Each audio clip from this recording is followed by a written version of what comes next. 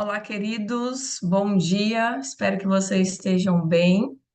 Mais um dia aí de upgrade. Só os fortes estão aqui às 5 horas da manhã. Vamos lá então para mais um dia, do quarto dia ao penúltimo dia aí amanhã. Já está chegando a um fim, deixando um gostinho de quero muito mais da nossa 14ª temporada com o pastor. E eu queria convidar alguém aqui para orar. Será que a Vanessa Lins, ela aceita fazer a oração?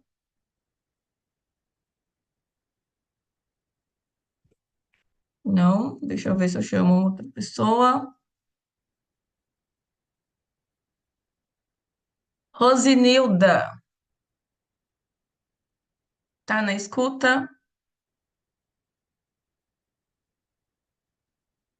Não, também. A Vanessa Bom abriu. dia, bom Bom dia. dia, Vanessa. Você consegue fazer uma oração para nós? Sim, oro sim. Querido Deus, muito obrigada por esse dia. Muito obrigada por nós ser acordado com vida e com saúde, Pai. Abençoe esse dia, abençoe toda a família aqui representada, que nós possamos ter um ótimo dia ao seu santo lado, Pai. Abençoe o pastor, que o Senhor possa usá-lo, que ele possa falar de Ti para nós, Pai. Que nós possamos cada dia mais aprender sobre Teu amor conosco. Abençoe esse grupo de uma maneira muito especial, Senhor. Tudo que eu lhe peço e agradeço em nome de Jesus. Amém. Amém. Como é bom já falar com Jesus logo de manhã nas primeiras horas e estudar a palavra com vocês. Como está chegando ao fim, amanhã é o nosso último dia. Eu queria dar um recadinho para vocês que amanhã é a nossa foto oficial. Então é legal que vocês apareçam nessa foto, que outras pessoas quando vê é bem legal quando vocês estão participando, deixa o nome certinho, com o nome da cidade. Então, amanhã é a nossa foto oficial. E a você que nos assiste através do YouTube, faça parte desse pequeno, grande grupo. Entre no WhatsApp para participar do nosso bate-papo também, que tem no finalzinho, que é gostoso essa interação. Curte e comente, compartilhe. Vamos espalhar as boas novas, né? Levar o evangelho aí. Neste momento, nós vamos cantar a nossa música da semana, que é a música Digno.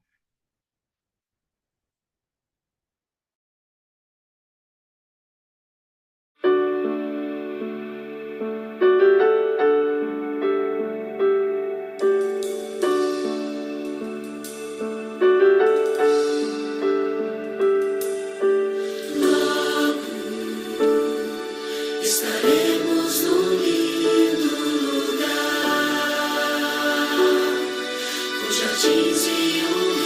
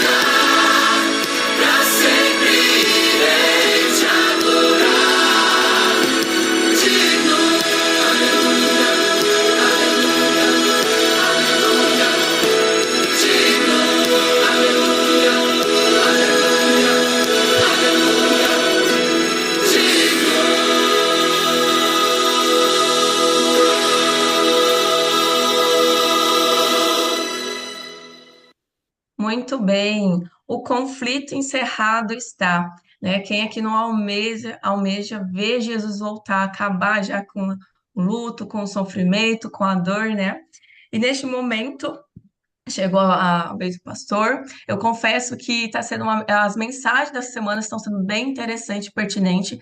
Está sendo umas mensagens transformadoras. Aí tá pegando um pouquinho do nosso eu, trabalhando aí. Sempre a gente gosta de enxergar assim o outro, né? Apontar. Às vezes a gente não consegue tirar a trave dos nossos olhos. E as mensagens, elas estão bem, como fala, elas estão bem lá, pegando lá no coraçãozinho. E me lembrou um versículo de Hebreus, que está lá em Hebreus 4:12. Pois a palavra de Deus, ela é viva e eficaz e mais afiada que qualquer espada de dois gumes. Ela penetra até o ponto de dividir alma e espírito, junta e medulas e julga os pensamentos e as intenções do coração. Pastor, tá aí, ó. Eu confesso que você me deu um sustinho logo de manhã, porque, Cláudia, cadê o pastor? Já estava quase dando a hora, mas você já fez um teste do card logo de manhãzinha. Que Deus possa te abençoar em mais uma mensagem, que Deus te use poderosamente. Ai, ai, tá certo, Thaís. Thaís já assustou, né? Mas tá bom, hoje eu tenho jornada dupla, gente. Hoje eu até vou ter que ficar pouco, né, com a turma da calçada, porque 5h40 eu vou pregar para um pessoal de Tupã, que também tá fazendo uma jornada, então me perdoem, mas amanhã eu compenso, tá? Amanhã eu fico um pouquinho mais com vocês. É, mas tem sido um prazer, tem sido uma bênção esses momentos de dedicação, esses momentos de entrega. Me repartir a palavra de Deus é sempre bom. A pessoa mais beneficiada não são as que ouvem, é aquela pessoa que reparte mais uma vez, que ensina, né? E Deus vai falando com a gente de novo, e de novo, de novo, e ajudando a afirmar algumas coisas, né? Então, bom dia a todos, os que eu vejo, os que eu não vejo, os que eu imagino através das fotinhas, os que eu só olho pelo nome. Mas Deus seja louvado, né? É isso que você falou, Thaís. Penúltimo dia. Amanhã a gente termina a 14ª temporada da Upgrade, e Deus seja louvado por isso.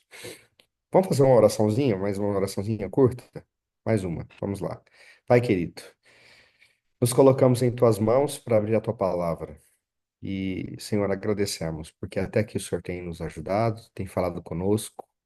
E na jornada, Senhor, do estudo da tua palavra nessa semana, o Senhor tem mexido às vezes em pontos, Pai, que nós não costumamos mexer.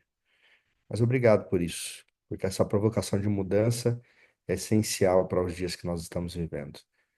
Na última parte da nossa jornada aqui na história desse mundo, nós precisamos abrir o nosso coração e, Pai, definitivamente, a gente tomar decisões ao teu lado e fazer somente a tua vontade.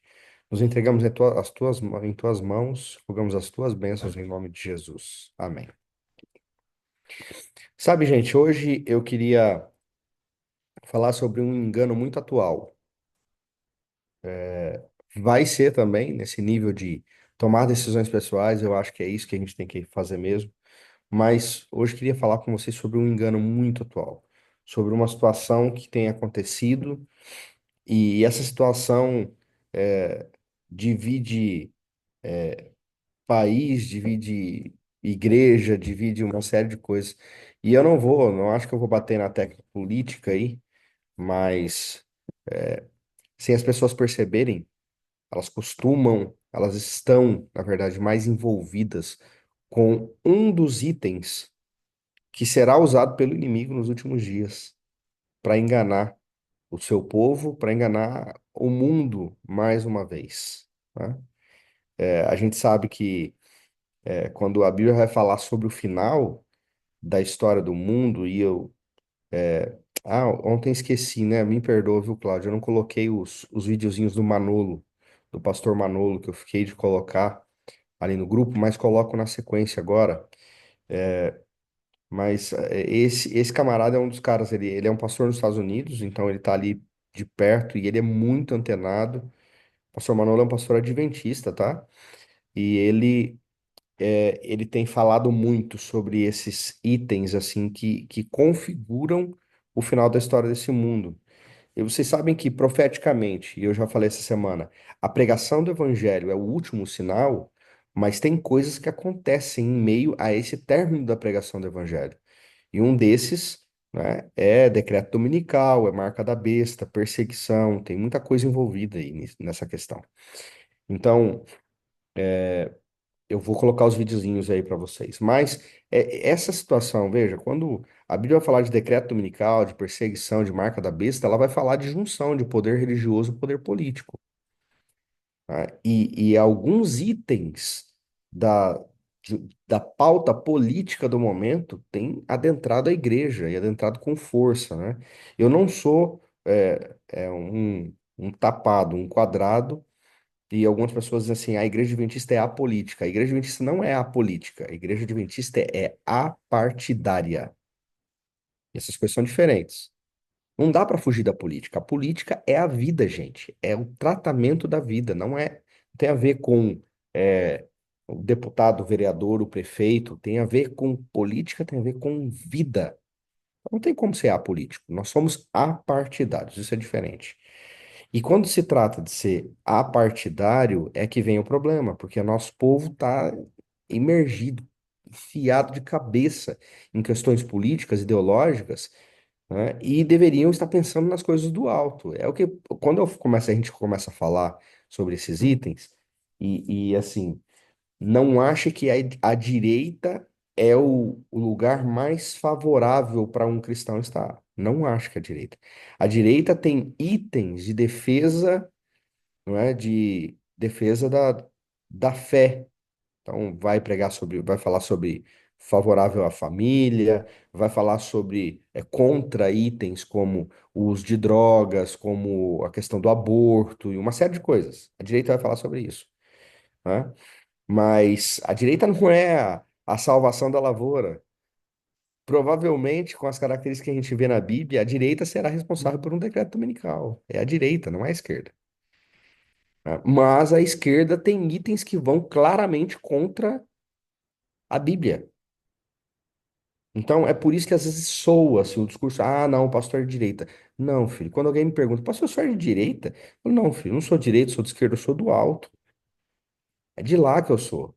Né? A minha preocupação é fazer a vontade de Deus e não ficar defendendo ideologia para cá ou então os fanatismos, as loucuras de outro lado. Eu não vou em manifestações, eu não visto verde e amarelo quando o pessoal pede. Eu visto verde e amarelo em jogo do Brasil. Aí eu visto. Eu visto amarelo quando é Caleb, que foi agora. Recentemente a camiseta foi amarela. Então, é isso que a gente precisa entender. Tá, deixa eu parar essa introdução, porque senão aí eu vou atropelar tudo, até a turma da calçada e vou atropelar o outro grupo que vai me esperar às 5h40 para falar. Mas é, vamos falar sobre essa questão do engano. Olha que coisa sutil o inimigo vai usar para nós. Para nós. Se você vai a Mateus capítulo 25, e aí vou pedir para você ir a Mateus capítulo 25, nós temos ali é, o cerne da questão que norteará o final da história desse mundo, né? O que, afinal de contas, você sabe que, ó, Mateus 25 vai começar falando sobre parábola das 10 virgens, a igreja, tá falando de nós. Falando do povo escolhido de Deus, entendeu? Espalhado. E aí pode ser que você fale assim, ah, tá falando dos adventistas, pastor? Falando do povo escolhido de Deus. Isso não quer dizer que são só adventistas do sétimo dia. Lembra? Jesus falando, eu tenho outras ovelhas em outros apriscos. Aí depois vai falar sobre a parábola dos talentos, que é o povo de Deus em ação. Gente que colocou em prática e gente que não colocou em prática, né? E então nós chegamos no grande julgamento.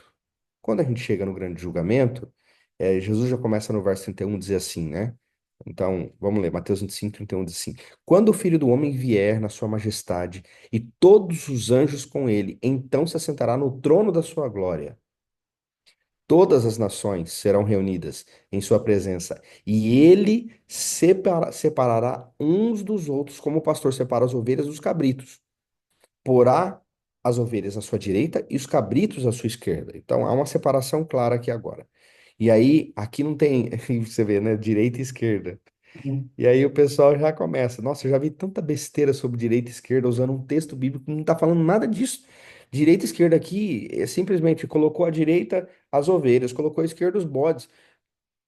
Bendita, maldita, não sei qual é a coincidência desse negócio, mas não tem nada a ver com política. E aí ele diz assim: Então o rei dirá aos que estiverem à sua direita: Venham benditos do meu Pai, venham herdar o reino que está preparado para a fundação, aliás, preparado para vocês desde a fundação do mundo. E aí você conhece o texto. E ele fala assim, né? Porque eu estava com fome, vocês me deram de comer, porque eu tive sede, me deram de beber, eu era forasteiro, me hospedaram, eu estava nu, me vestiram, enfermo, me visitaram, preso e foram ver-me. E esses então perguntaram, Senhor, quando fomos? Quando foi que nós fizemos isso? E eles falam, Jesus fala, quando vocês fizeram um desses meus pequeninos, a mim o fizeste. E ele vai fazer a mesma coisa com os que estão à esquerda, com os cabritos. Só que agora de forma negativa, dizendo assim, apartai-vos de mim. Entendeu? Apartai-vos de mim. Por quê? Porque justamente os detalhes. Eu estava com fome, não deram comer, e aí e assim por diante. A gente vai para esse texto e a gente fica com aquilo impregnado, porque Jesus não pergunta aqui no final da história assim: você guardou o sábado, você devolveu o dízimo, você. Não, ele está perguntando aqui sobre atendimento às suas ovelhas. Aliás, ele está falando sobre as suas ovelhas atendendo aqueles que são necessitados, que são é, é, desprivilegiados dessa vida, desprivilegiados. Não, desprivilegiados, perdão.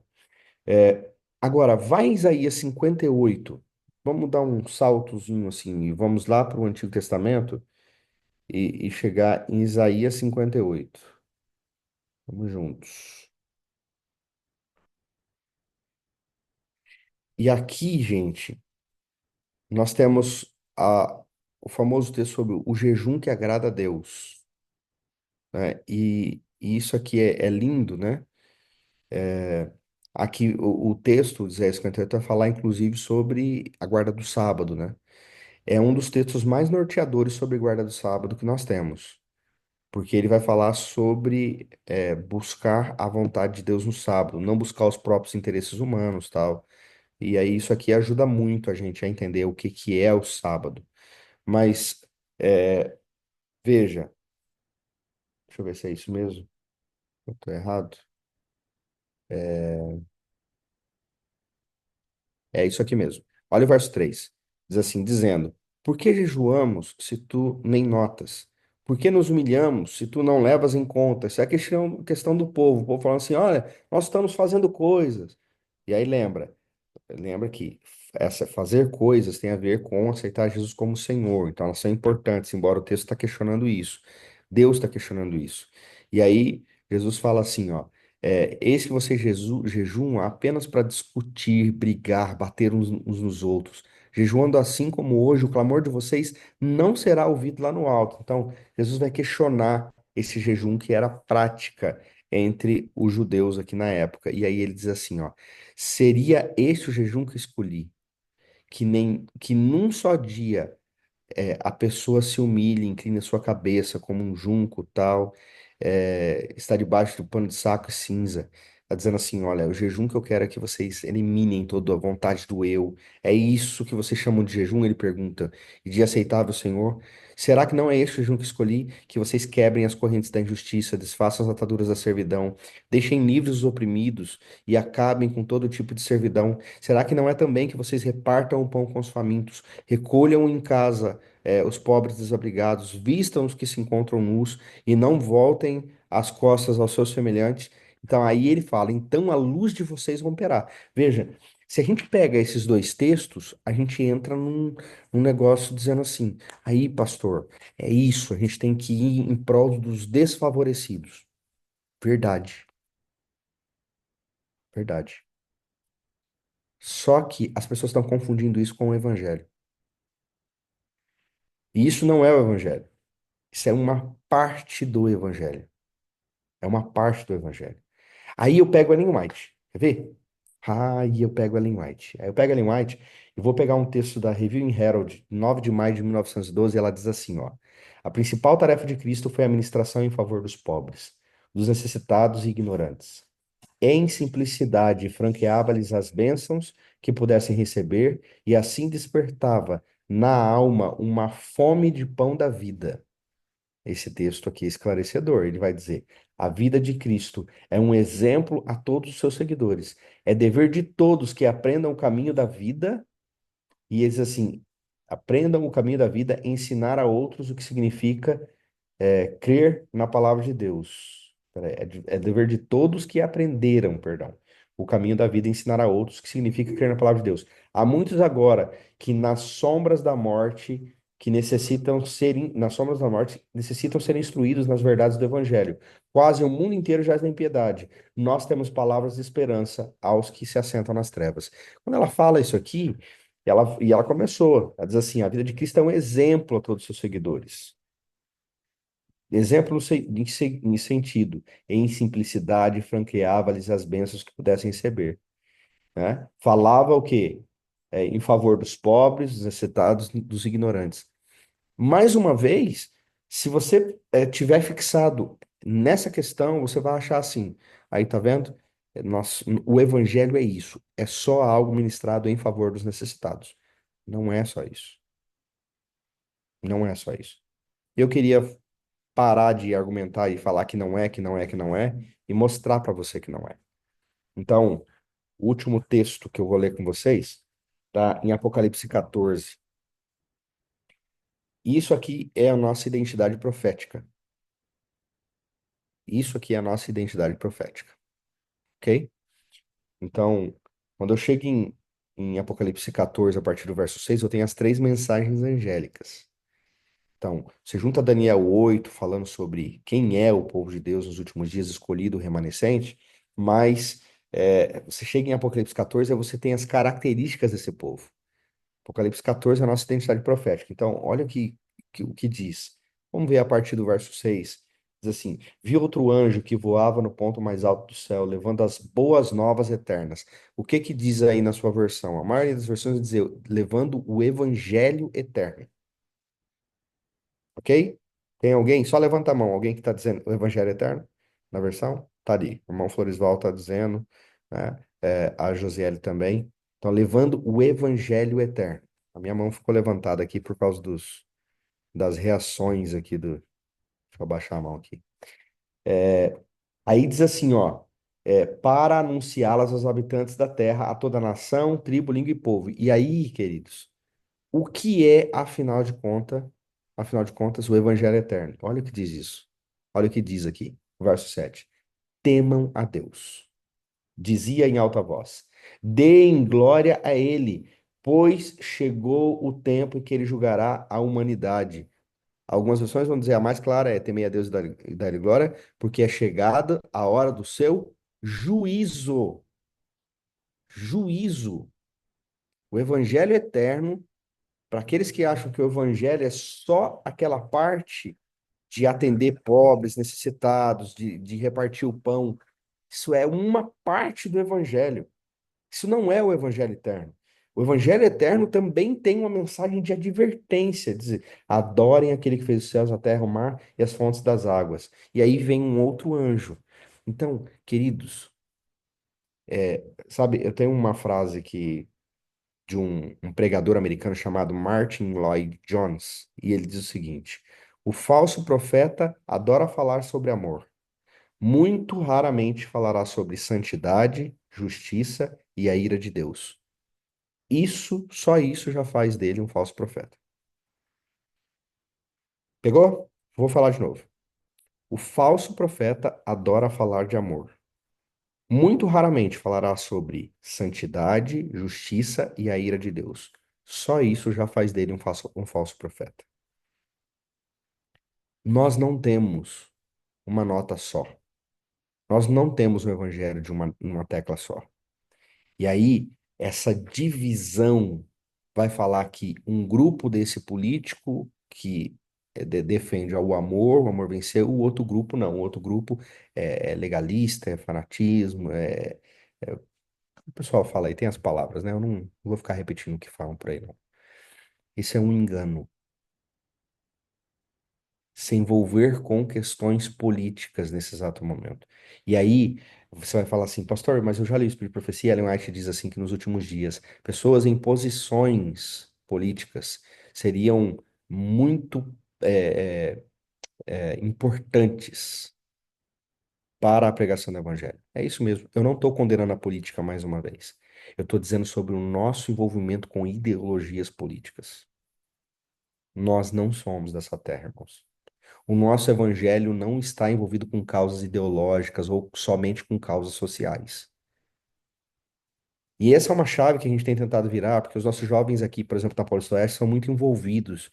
Lá de onde eu vim agora, também muito envolvidos com questões sociais. Então, o pessoal sai, pinta a praça, ajuda nisso, ajuda naquilo, distribui, faz sopão, tal, tal, tal. Isso não é o evangelho. Isso é uma parte do evangelho. Isso é o que Jesus fazia. Ele se familiarizava com as pessoas, atendia, dizendo White aqui, ó. Ministrava em favor dos pobres, dos necessitados e ignorantes. Em simplicidade, franqueava-lhes o quê? As bênçãos que pudessem receber. E assim despertava na alma uma fome do pão da vida. Fome do pão da vida. Fome da palavra de Deus. É isso.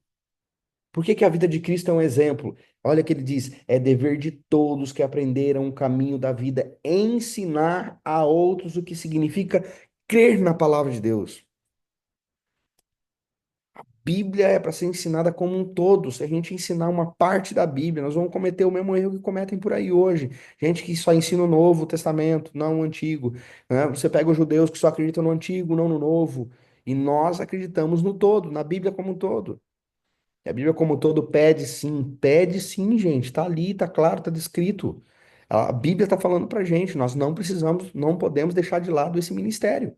Essa parte não é do evangelho, que é atender os pobres e os necessitados, mas isso é só uma porta para que o evangelho entre, para que a gente tenha a oportunidade de ensinar a palavra de Deus, para que a gente fale de juízo, que é o que está em Apocalipse 14, verso 7.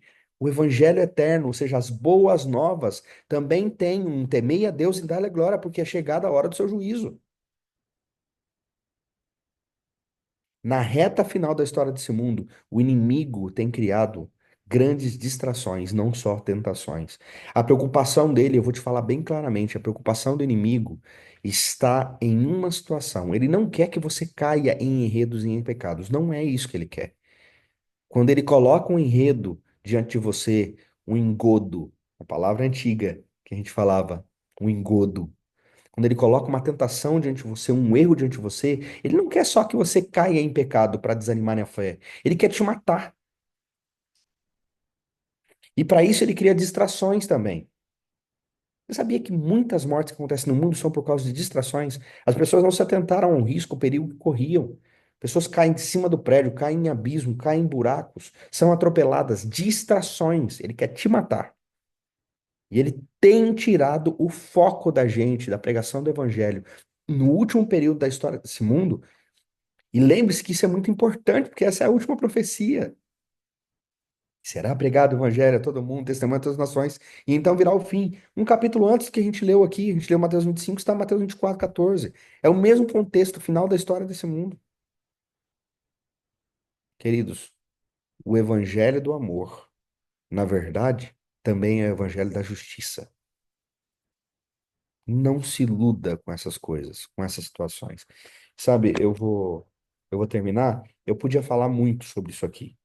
Eu vou ir para a parte final, também por causa essa questão do compromisso, mas eu vou ir para a parte final falando uma coisinha. Surgiu recentemente um movimento entre evangélicos, isso provocou um racha, inclusive, em algumas das nossas igrejas, e tem gente hoje que frequenta a igreja aí de um pastor que era adventista e agora não é mais. Eu não vou citar nomes, porque isso aqui vai para o YouTube e o pessoal é tão injusto que eu já caí nessas situações de recortes de falas assim. Tá? E citar nomes também é péssimo, porque isso dá ferramentas para esse povo processar a igreja, processar a gente, é uma porcaria.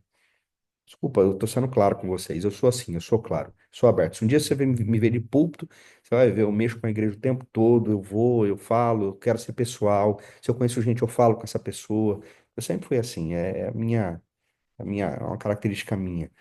Mas pessoal aí que um movimento que foi interno na igreja e externo também, porque isso envolve outros pastores de outras religiões falando sobre atualizar a Bíblia. Precisa atualizar a Bíblia, porque a linguagem da Bíblia é um problema para nós. Gente, olha os argumentos que eu ouvi sobre isso. Fiquei impressionado sobre isso, gente. Impressionado, impressionado, de verdade, né? O pessoal dizendo assim, por exemplo, sobre a questão da Bíblia, é, argumentando que não dá mais para crer na Bíblia como a gente cria.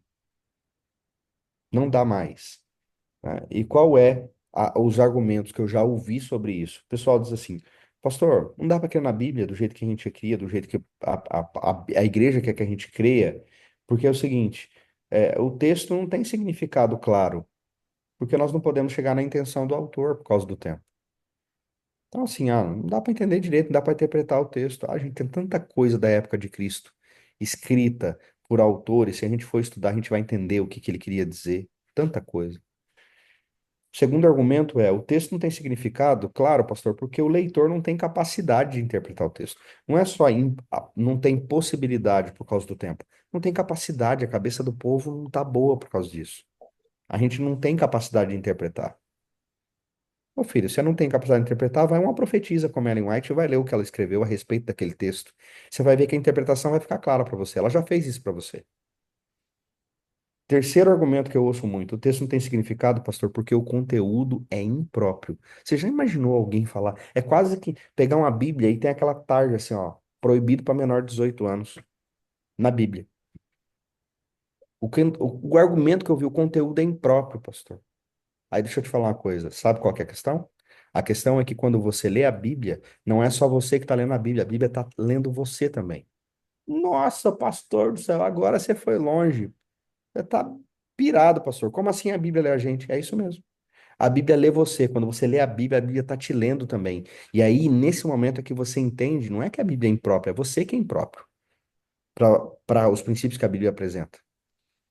Volto na situação do pecado. Você é impróprio porque você é pecador. E não vou repetir uma coisa que eu já falei até 2 vezes essa semana, sobre a questão do pecado, como ele é, as 4 vertentes do pecado. A Bíblia lê a gente. Quando a Bíblia lê a gente entende. Nós somos impróprios. E aí, é, discutindo um pouquinho sobre isso, conversando algum tempo atrás com um pastor chamado Robson Aleixo. Robson Aleixo hoje é um dos oradores da TV Novo Tempo. Fantástico, pastor Robson Aleixo. Oportunidade, se tiver, convide ele para estar, assim, convide. É difícil a agenda dele, mas se você tiver a oportunidade de assistir o Robson Leixo falando ao vivo, é incrível. E aí ele falou um negócio que eu fiquei assim, é isso que está acontecendo. Eu vou terminar com isso mesmo. E agora eu preciso terminar. Mas é, é uma advertência para você que está de cabeça envolvido na defesa de direita, de esquerda, de não sei o quê, de ideologias. Entendeu? E aí, mesmo sem perceber, daqui a pouco você vai estar defendendo esse discurso de que a Bíblia precisa ser atualizada, de que a Bíblia precisa isso. A Bíblia não precisa de nada, amigo. Isso é a palavra de Deus. Ela é o resumo do caráter do Senhor, assim como a sua lei, que está na Bíblia também.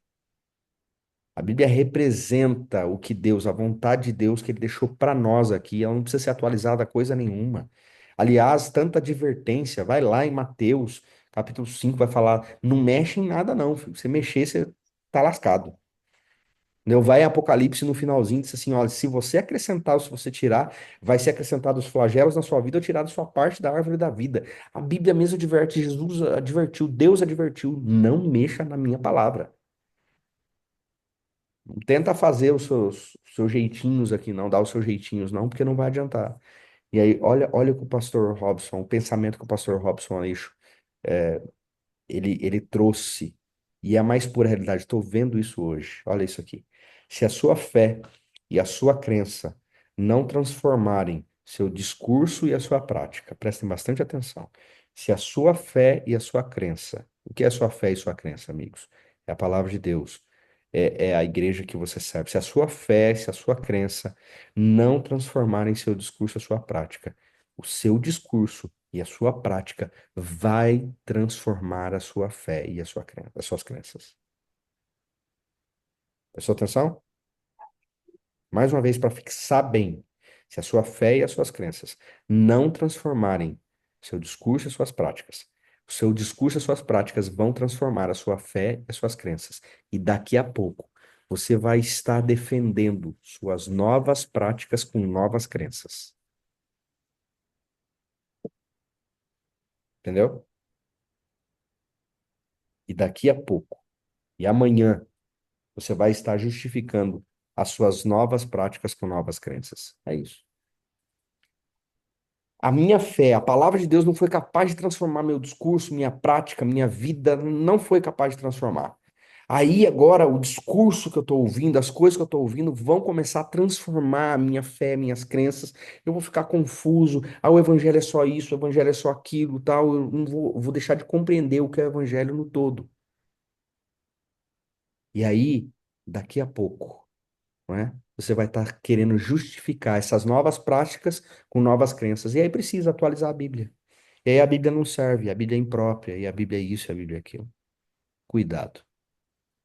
Essa é uma advertência para você nos últimos momentos da história. Lembre-se, lembre-se.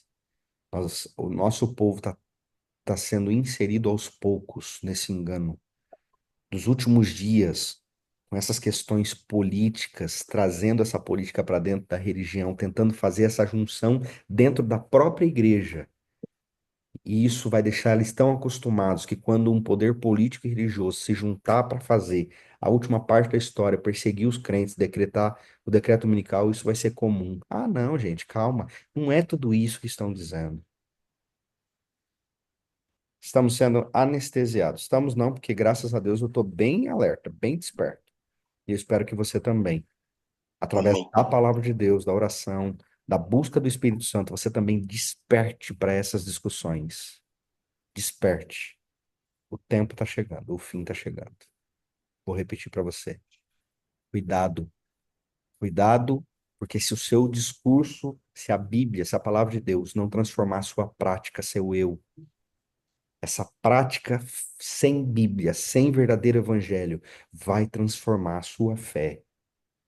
E aí, daqui a pouco, você está aí defendendo, sem menos ver, defendendo essas novas práticas, criando novas crenças que Jesus pediu para você não fazer. Que Deus nos não permita que nós nos envolvamos nisso. Que Deus nos salve disso, nos prive disso, mas isso passa pela nossa vontade e por isso que nós estamos fazendo aqui essa semana, buscando ao Senhor, na palavra, na oração, buscando o Espírito. Vou orar com vocês. Vamos orar? Santo Deus, obrigado, Senhor, porque estamos no nosso quarto dia de reuniões, é o penúltimo já. Amanhã é a nossa última reunião dessa 14ª série ou 14ª semana do Upgrade.